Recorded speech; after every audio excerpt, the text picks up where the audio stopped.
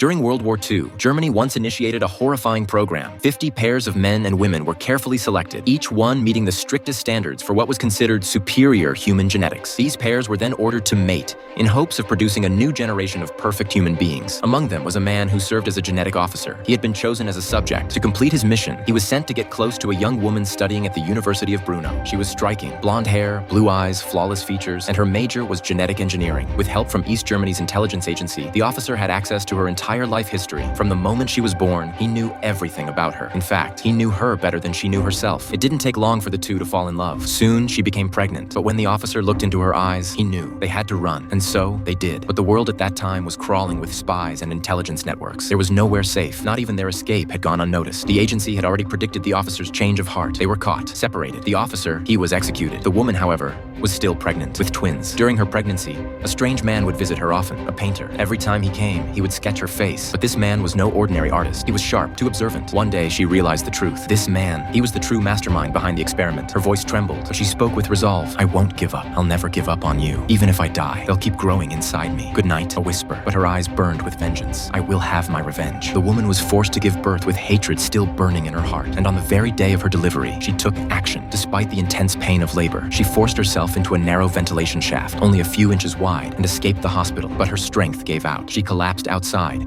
too weak to continue. She was quickly captured by the agents of the Hope family and brought back. There, she gave birth to twins. Her heart had already died. She wanted to name the children, but the Hope family denied her even that. They were going to erase her existence. Those twins were none other than Johan and Nina. Years later, Nina would learn the truth from Peter, a former subordinate of Franz, the mastermind. She finally understood the past. She learned that Johan was already on a path to find Franz. Her mother's words from long ago were about to come true. The child growing inside her back then had now become a man, and he was walking the road of vengeance. Nina suddenly felt lost. Should she help Johan take revenge, or should she stop him from killing again? But as she hesitated, Peter guided her to Johan's location. At last, Nina stood face to face with the brother she had searched for all this time. The moment she saw him, memories burst through her mind, sharp, fast, and painful. The house of the three frogs. Johan smiling and welcoming her home. The fire that consumed their house. The two of them being adopted at the border. The foster parents who died too soon. Everything. All of it. It had all been caused by the monster standing before her. Johan slowly began to speak. And you know I don't mean to hurt you. I will find the person I was back then.